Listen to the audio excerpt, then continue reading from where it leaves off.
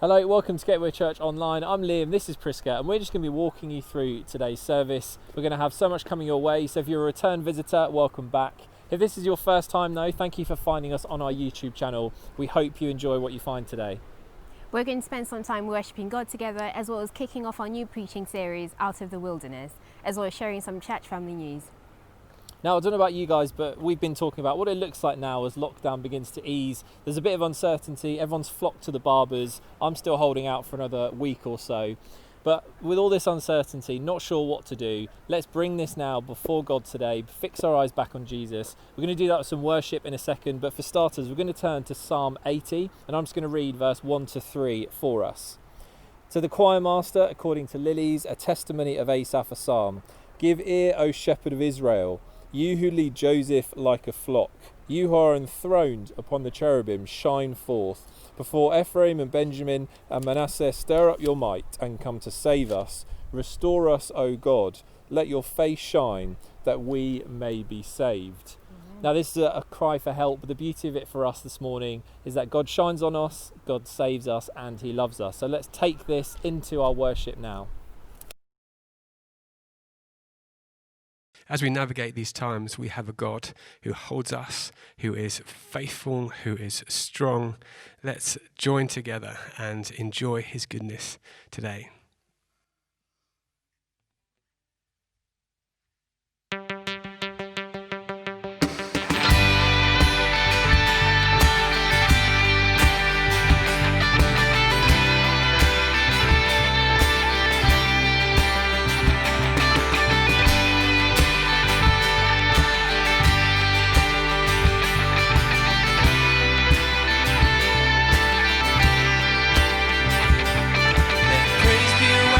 Silences the enemy. Let praise be a weapon that conquers all anxiety. Let it rise. Let praise arise. We sing your name in the dark and it changes everything. We sing with all we are and we claim your victory. Let it rise.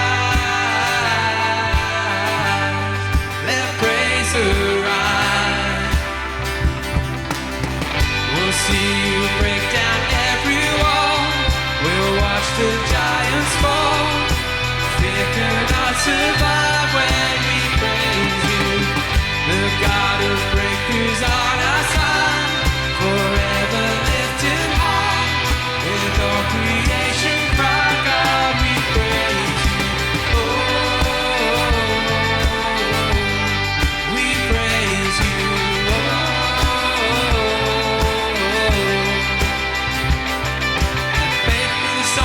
Overcomes the raging sea, and faith be the song that calms the storm inside of me. Let it rise, let faith arise. We'll see you break down every wall. We'll watch the giants fall. Fear cannot survive when we praise you. The God of breakthroughs on our side, forever lifted high. With all creation cry, God, we praise you. Oh, we praise you. Oh,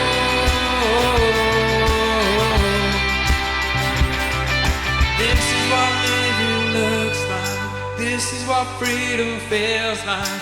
This is what heaven sounds like. We praise you, we praise you. This is what living looks like. This is what freedom feels like. This is what heaven sounds like. We praise you, we praise you. This is what living looks like. This is what freedom feels like. This is what heaven sounds like. We praise you, we praise you. We'll see you break down every wall. We'll watch the giants fall. Fear cannot survive when we praise you. The God of breakthroughs on our side, forever lifted high. With all creation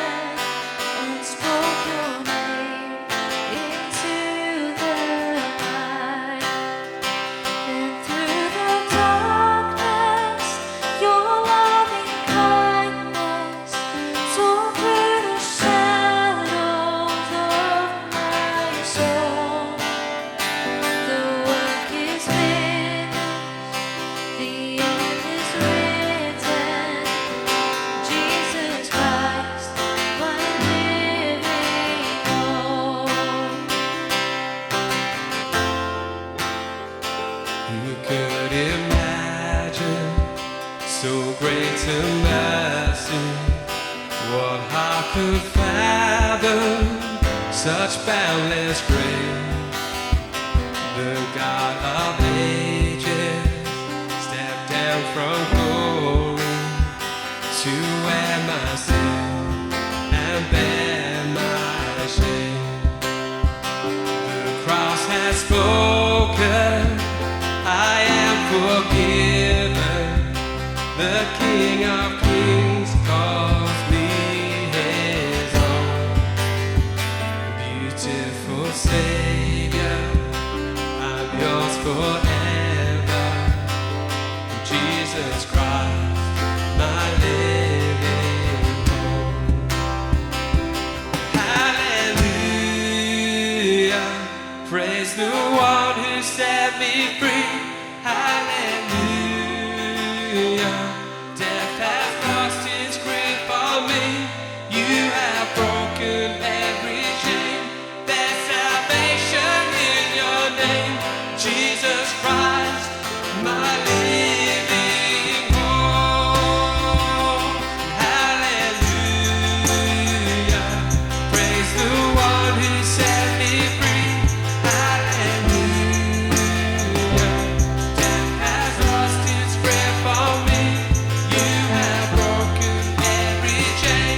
There's salvation in your name, Jesus Christ, my living hope.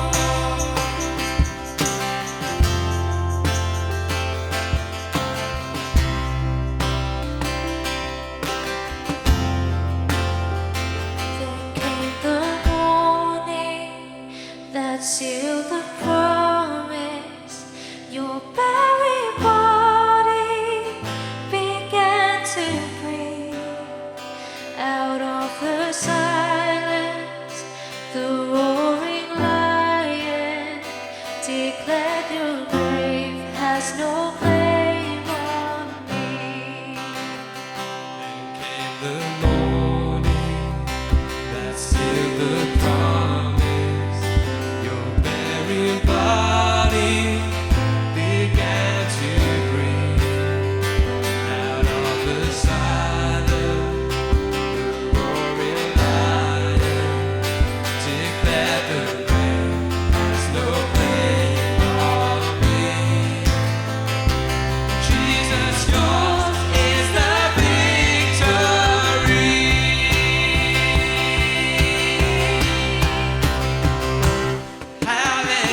Hallelujah, praise the one who set me free. Hallelujah, death has lost its grip on me. You have broken every chain. There's salvation in your name, Jesus Christ, my living hope. Sing hallelujah. Hallelujah, praise the one who set me free. Hallelujah, death has lost its grip on me. You have broken every chain. There's salvation in your name, Jesus Christ, my living hope. Jesus Christ, my living hope. Oh God, you are my living hope.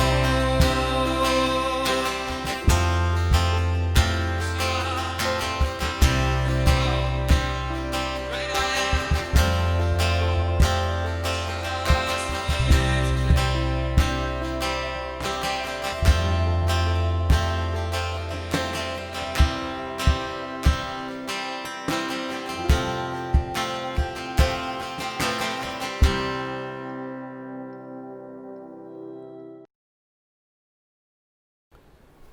Okay, time for a bit of church news now. We're really delighted as a church to announce that we're going to be launching 2 series as part of a Life Lounge series. Now, this is going to be a 10-session Life Lounge series, which are all going to be about life lessons to do with resilience. And alongside this, we're running a Stress Less course as well. So these things you can sign up to on our website, but just to give you a bit of a flavour why we're doing these things and what we mean by resilience, I had a chat earlier this week with one of our leaders, Rich Stamp, in the Church Office Gardens, and here's how we got on. Okay, Rich, here we are in the lovely meadow that is the church office garden. We're just going to have a little chat about Life Lounge. Now, obviously, we promoted this on Sunday for the first time. Yeah. Lots of people will have seen that, but they may be thinking, I'd like to know more about Life Lounge, or why as a church are we actually doing this? Yeah. Just kick us off with what was the heart behind Life Lounge, Yeah. and what was it set up to do? Okay, so I think there are some emerging things coming through in society as a response to the COVID crisis. And I think lots of people are talking about mental health, they're talking about all sorts of things to do with different areas of society which are under pressure. And one that I think is coming up more often than others for me is how resilient we are as a people, and what we do when we're faced with crisis. So Life Lounge really is put together to give people some of the skills that they need in order to build resilience into themselves. And so we know there's 2 courses. Yeah. We've got Life Lounge Sessions, Yeah. which is going to be running a 10-parter. Yeah. So just tell us a little bit about what we can expect there with the different topics we're going to be covering. Yeah, exactly. So if I start by saying, when I talk about resilience, what I'm actually talking about is kind of a bounce back ability. So we talk about the economy being resilient when it's taken a few knocks and scrapes. A tree in the wind will bend and take strain, but it'll either snap or it'll bounce back, and that's dependent on its resilience. And so actually using that analogy, we've put together a suite of Zoominars, we're calling them, which help people to be able to take some of the knocks of life but bounce back, spring back like that tree does. So for example, we've got all sorts of things like how to manage your money well, how to eat well on a budget, the importance of exercise on your mind. We've got how to parent teens, how to parent under 5s. We've got one I'm really interested in is one that Gemma Gillard's running, which is how to make the most of every moment in life. So really interested to, I think that's an important thing for us to learn, how to live with gratitude and appreciation so that we live from a place of resilience. Nathaniel talking about how to cope with chronic pain, those sorts of things. So those are going to happen fortnightly. Sign up for that. They're all free and it's open to absolutely everybody. And there'll be a short video filmed by the person hosting the Life Lounge, and then there'll be a facilitated Q&A as well. That's one thing. The other thing we've got going on, which is again a very, very hot topic at the moment and a real emerging social need, is Beth here is going to run a mental health well-being course. It's a 6-week course, hour and a half per session, running across 6 consecutive weeks. It's a tenner a person to do that, and that's aimed at helping you to deal with stress, deal with anxiety, deal with depression, manage these sorts of things well as they come up in your life. Stress less, isn't it? Stress less, yeah. I had a part to play in that. You so I'm did. I happy think about you that. named that. Yeah. Just take responsibility now. Yeah. So, Rich, people obviously can sign up on our website. We've got a page there dedicated to Gatehouse under Life Lounge. Very easy to sign up. Yeah. And this is a very invitational thing, isn't it? So we don't want this to just be a gateway event. No. So what would you say to people as they're thinking, who could I get along to this? Yeah, so I think one of the things I've noticed is that the church generally has performed, if you like, better than the rest of society, because we have something to believe in, which is obviously important. The gospel's the answer to absolutely everything, but we have community as well. So of course this is for the church, but I want people to be thinking about society at large as well. So friends, neighbours, family members. I mean, I've sent invitations far and wide, all up and down the country actually. So the fact that it's online as well makes it very, very accessible for people. No babysitters required, nothing like that. So anyone. Sounds good.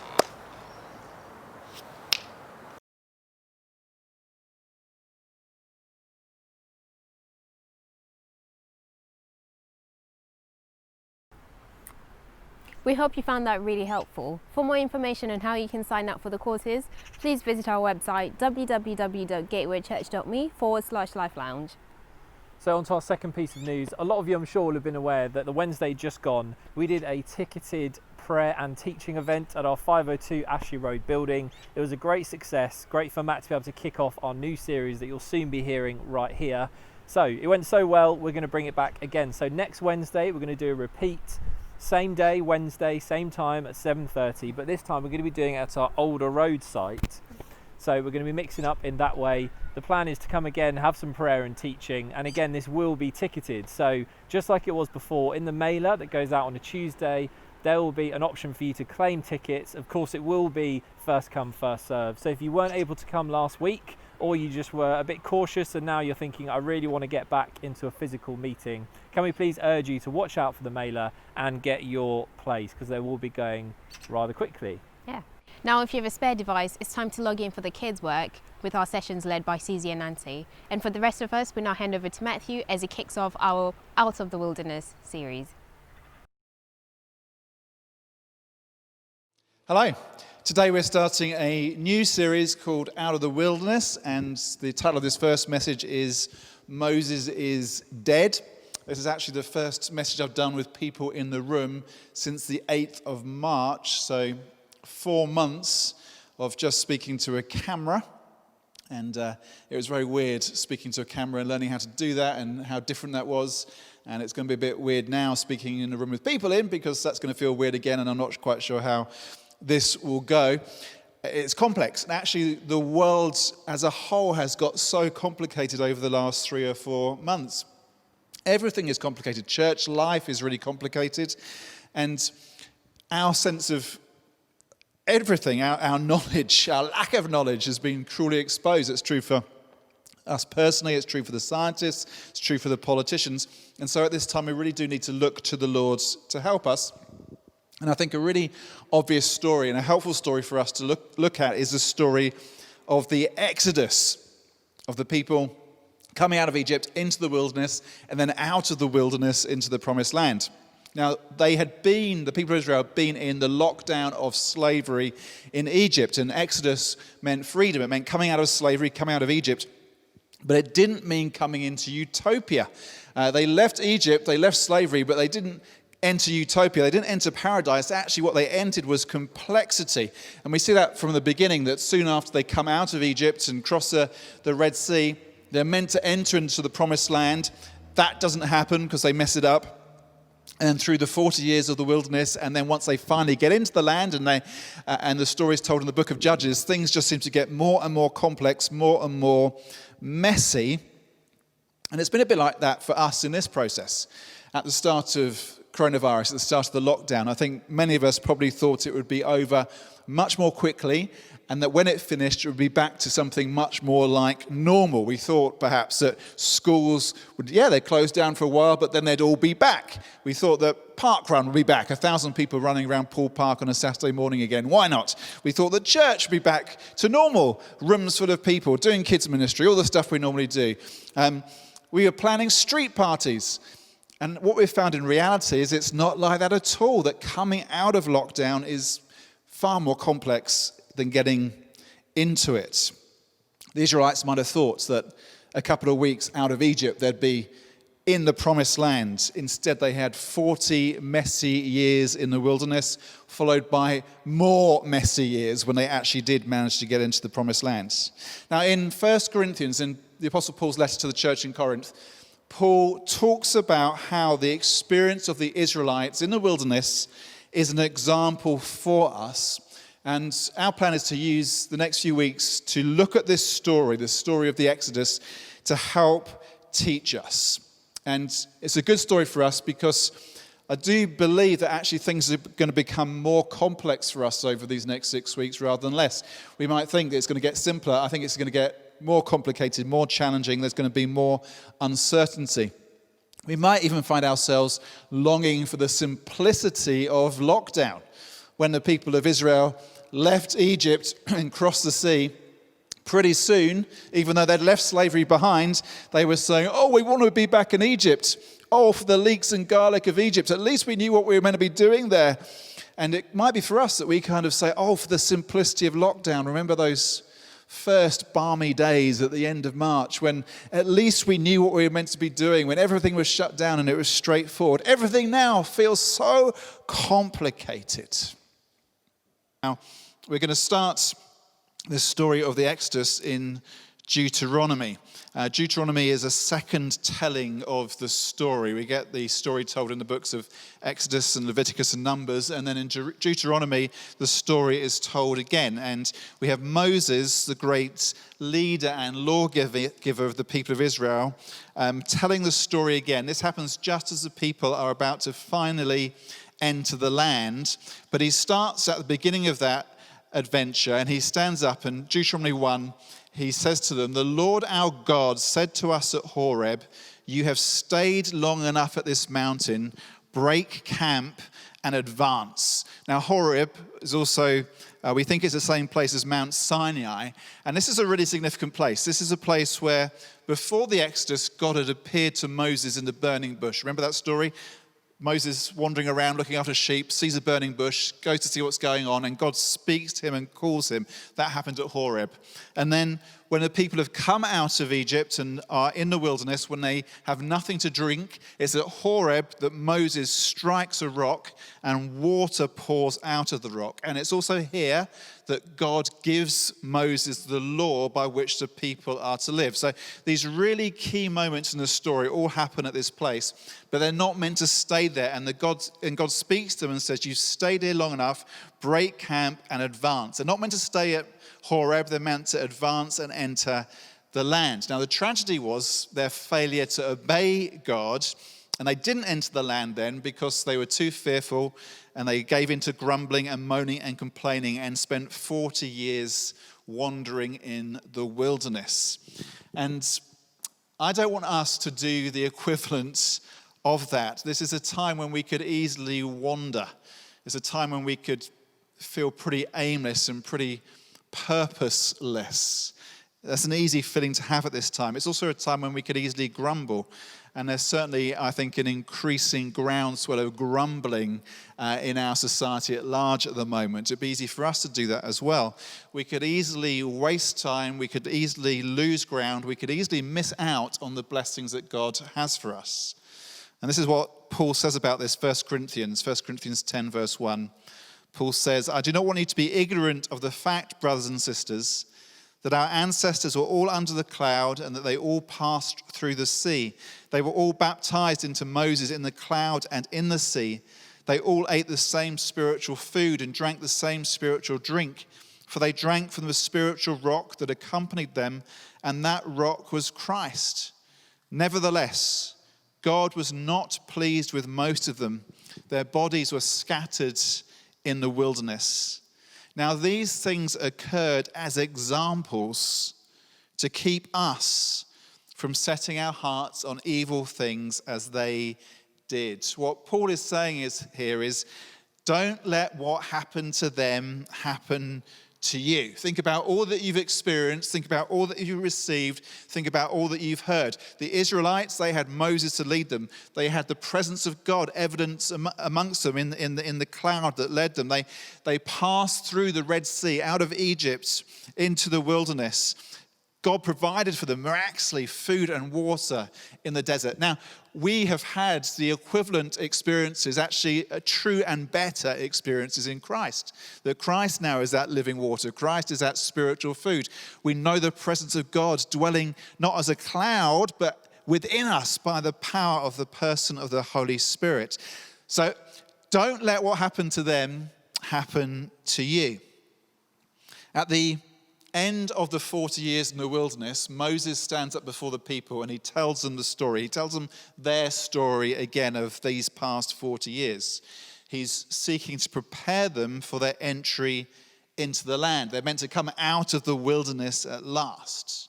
But then if you read through the story in Deuteronomy, there's a twist, because you get to Deuteronomy 24 and it's not Moses who leads the people actually into the land. What happens in Deuteronomy 24 is that Moses dies. And then things get a whole lot more complicated for the people of Israel. And I think we can easily see how this applies to us now. At the start of lockdown, things were simple. There were huge demands placed upon all of us, upon the whole of our society, in terms of you must do this and you mustn't do these things. But in a sense, it was simple. We all heard the message every day. The message was simple: stay home, protect the NHS, save lives. That was easy to understand. We all knew what that meant. Don't go out. Don't do more than your one trip out a day. Don't go out for your exercise for longer than an hour. Stay home, protect the NHS, save lives. The most complicated thing was arguing about whether it should be stay home or stay at home, depending on what you think about the grammar. But it was simple. We all knew what we were meant to do. And then things started to ease, and the simple message of stay home, protect the NHS, save lives changed to the slightly more confusing message of stay alert, control the virus, and save lives. And we began to ask the questions. What does that mean? What does that mean in terms of who I'm allowed to see? What does that mean in terms of how close I'm allowed to stand to somebody? What does that mean in terms of whether I should wear a face mask or not wear a face mask? And it's something like that in this story of the Israelites. When God called Moses to lead the people of Israel out of slavery, it was a huge challenge. Get this people out of slavery in Egypt and lead them to the promised land. But in a sense, it was also simple. It was very clear. Get the people out of Egypt, teach them the law, save lives. Once Moses is dead and they actually get to the land, things become a whole lot more complicated. In Deuteronomy 31, Moses says that Joshua is going to be his successor. And then we read that God speaks to Moses and Joshua, and he tells them that when the people enter the land, everything is going to go horribly wrong. And I think about this from Joshua's perspective, about the least encouraging thing you could hear. You're getting teed up for this amazing job promotion from Moses' assistant now to president of the people. And God says, you're going to lead them into the promised land, and everything is going to be terrible. Not very encouraging. And then Deuteronomy 34, Moses dies, and Joshua's left in charge. Then turn the page to the book of Joshua, Joshua chapter 1, and God says to Joshua, Moses is dead. I mean, it's such a funny verse. It's like, yeah, I'd spotted that, Lord. No, Moses is dead. Get on with it. Lead this people out of the wilderness into the land. Now, Moses had a really clear end point, a clear goal. Get the people out of slavery, rescue them from slavery. Joshua's job description was much more fuzzy. Get into the land, but then how to live in the land was actually more complex than getting to the land in the first place. It's how it is for us. Lockdown was clear. Now things are much more fuzzy. I think an example from more recent history can help illustrate this. Everybody is familiar with the story of Nelson Mandela. Anybody under the age of 30 wouldn't remember Mandela as a leader because of the time scales, but even if you're under 30, you know who Nelson Mandela is. You have a sense of what he did. I wonder how many people remember who came after Mandela as president of South Africa. I'd ask you to shout it out, but we're not meant to shout out. It's Thabo Mbeki. And Mbeki seemed to be the perfect man to take over from Mandela. He'd been trained for years and years. He'd been at the center of the struggle against apartheid. He was intellectually smart and politically smart, and he seemed to have every qualification, every connection, but actually his time as president ended in disgrace. He was actually kicked out of the presidency by his party before his term of office was meant to come to an end.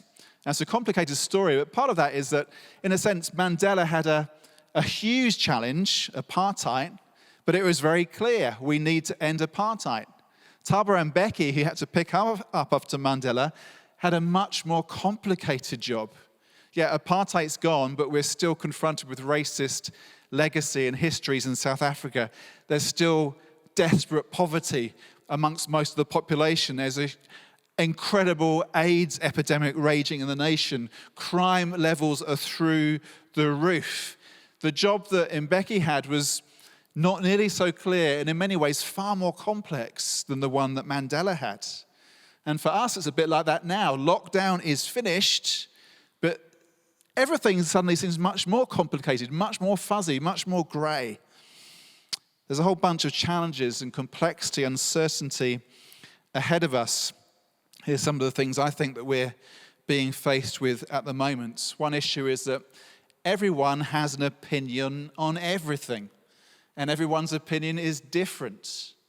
And even within the leadership team of Gateway Church, that would be true, that within the team there'd be some who would want to be moving much faster in what we do and others who'd want to move more slowly, as well as the practical reality that some members of the team are still having to shield, and we're having to work out how to accommodate that.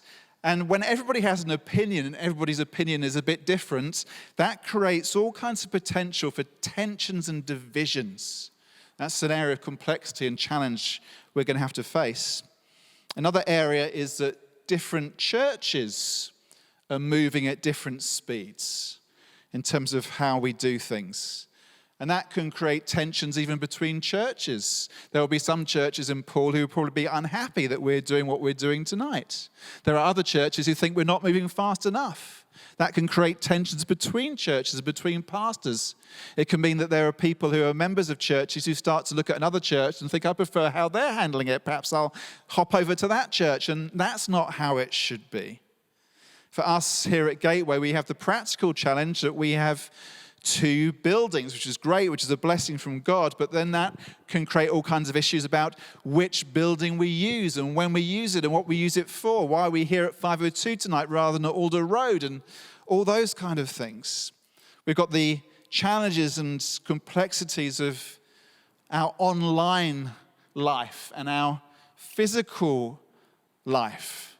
Tonight, 30 or so of us physically in the room together. There'll be more people, far more people watching when this goes up onto YouTube. That presents some challenges. It might be there's people who are not here tonight who would have liked to have been. It might be there's people who are watching on YouTube as now, hello, who think that we shouldn't be doing this. There's all kinds of different perspectives and opinions upon this. There's the challenges of doing stuff online that we've been so grateful for, that we've been able to put so much online, but there's also the challenge that it might mean we're making consumer Christians rather than disciples. All these complexities. There's a huge complexity of we just don't know how things are going to play out over the next few weeks and months. When are we going to be allowed to sing together? I don't know. How might we handle kids ministry if we start to gather together more? I don't know. When can we start Sunday meetings again? I don't know. How can we do communion together? I don't know. There's the uncertainty that's caused by having to make decisions fast. Things change, and we change week by week in terms of what we're doing, and that can be unsettling for people. And then at a national level, there's all the challenges and uncertainty. I mean, what's going to happen to the economy? When will work get back to normal? Will there even be work to get back to? And all these uncertainties, these complexities, these challenges, it creates a perfect kind of context for us to mess things up. And that's what the Israelites did. They were faced with complexity, they were faced with challenge, and again they messed it up. As they were in the wilderness for 40 years, again and again they messed it up, and they come into the land and they mess it up more. And here in 1 Corinthians 10, Paul identifies 4 particular areas where the Israelites messed things up, and warns us not to mess up in these areas as well. And I plan to dig more into these things in the next few weeks, but just to quickly highlight them now. The first area where they messed up and where Paul warns us not to is idolatry. Said that the human heart is an idol factory. We create idols in our hearts all the time. Idolatry is when we put our trust, we put our hope in anything other than God. And again, the Israelites did that, and we do that easily. And it'd be easy for us to do that now as well. We could put our hope, our trust in all kinds of things other than the Lord. We need to keep looking to God and trusting Him. Another area where the Israelites messed up, and Paul warns us, is the area of sexual immorality. I wonder, over lockdown, do you think porn use has decreased or increased? This is an issue for us, sexual immorality. One of the things that sexual immorality offers is a kind of escapism. I think that's a large part of the appeal. Actually, it's an escapism. You can kind of think you can lose your troubles in sex. That's what the Israelites did, and found that it didn't free them and liberate them. It actually trapped them and destroyed them. We need to be on our guard on this as well. The third area that Paul identifies is that they tested God. To test God is a failure of belief, where we just don't believe God. And it might be that at this time we struggle to believe God. It might be that we look at our nation, at the world, at maybe at our own lives and say, God, where are you? Where have you been? What are you doing? And we start to test God and put conditions upon him and say, Lord, unless this happens, unless it happens in this way, then I'm not going to follow you anymore. I'm not going to believe you. And we mustn't test God. And then the fourth area that Paul identifies, and this really is I think the key one, this is the killer, is grumbling. Grumbling. The people grumbled. And if you read through the story, read Deuteronomy, the problem again and again is the people grumbled. God, through Moses, led us out of Egypt, but we preferred it back there. We preferred making bricks 16 hours a day because we had leeks to eat. And all we have to eat here is manna scooped up off the floor. And at least we knew what we meant to, at least we, slaves, we knew what we had to do. We knew we had to turn up at work at 4 a.m, get flogged, make some bricks, finish at 10 o'clock at night, go home, sleep for a few hours. It was simple.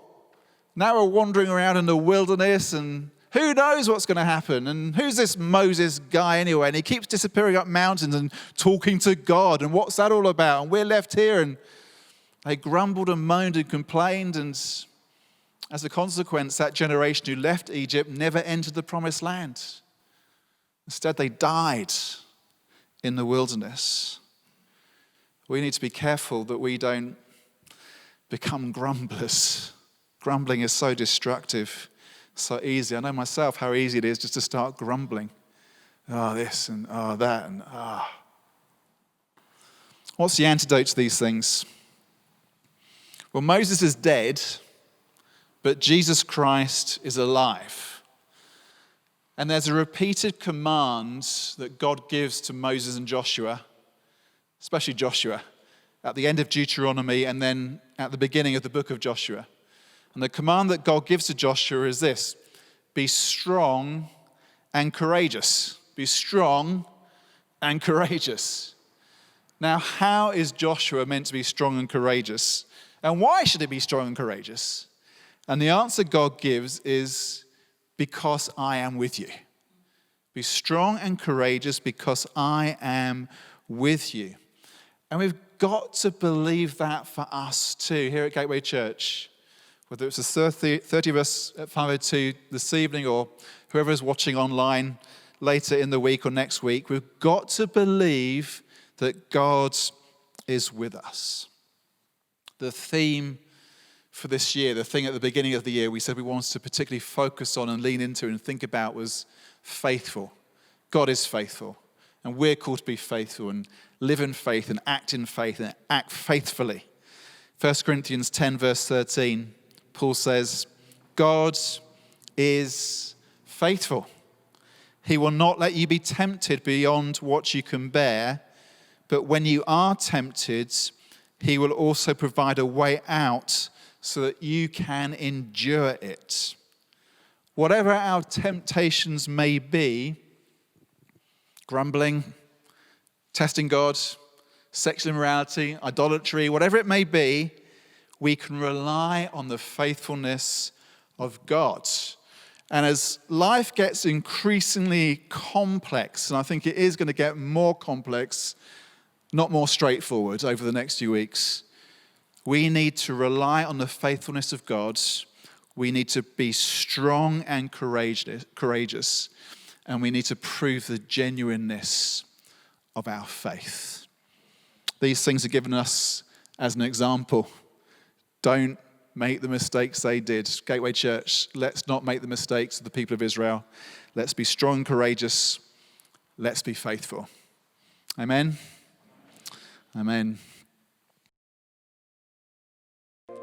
God is forever faithful. Let's choose now to press in, to take hold of all that he has for us and enjoy his goodness. He is the one that saves.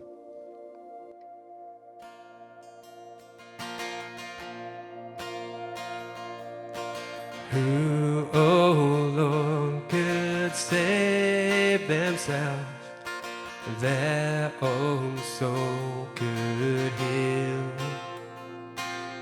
Our shame was deeper than the sea. Your grace is deeper still.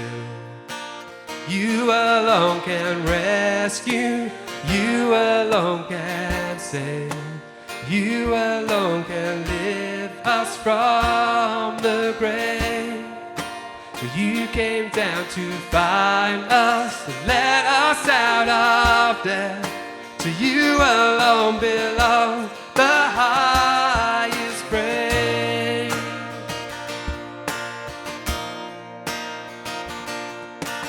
You, oh Lord, have made a way. The great divide you heal.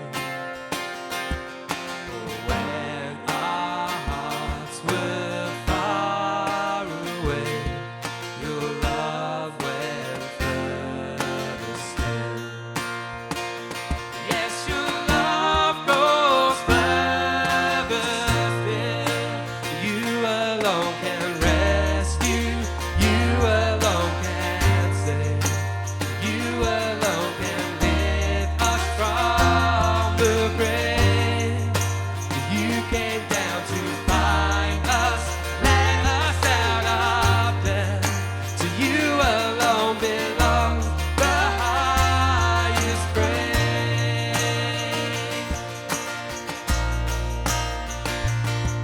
We lift up our eyes, lift up our eyes, you're the giver of life. We lift up our eyes, lift up our eyes, you're the giver of life. We lift up our eyes, lift up our eyes, you're the giver of life. We lift up our eyes, lift up our eyes, you're the giver of life. We lift up our eyes, lift up our eyes, you're the giver of life. We lift up our eyes, lift up our eyes, you're the giver of life. We lift up our eyes, lift up our eyes, you're the giver of life. We lift up our eyes, lift up our eyes, you're the giver of life.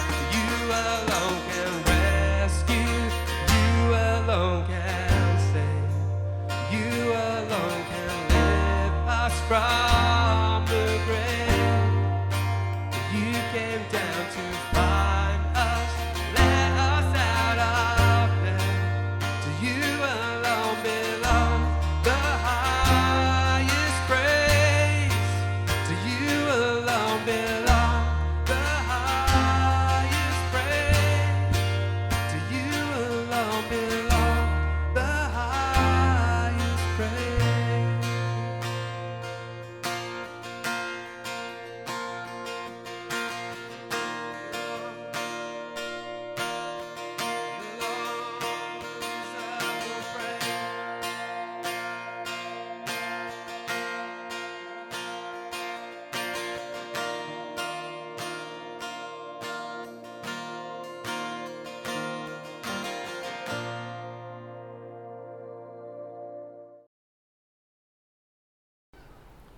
So we hope you've been encouraged by today's message, that as we come out of lockdown, God is faithful, He's with us, leading us into that promised land of all the things He has for us as a people and also for us as individuals.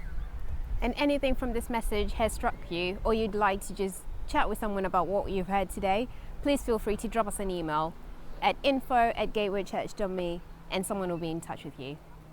Yeah, so thank you so much for joining us today. Feel free to just have a browse of our YouTube channel. There's loads of video content on there and you can watch this on demand. So if you've had to pause it and go off, or you want to share it with friends, this is now going to be sat here for the rest of the week. So do go back and enjoy it.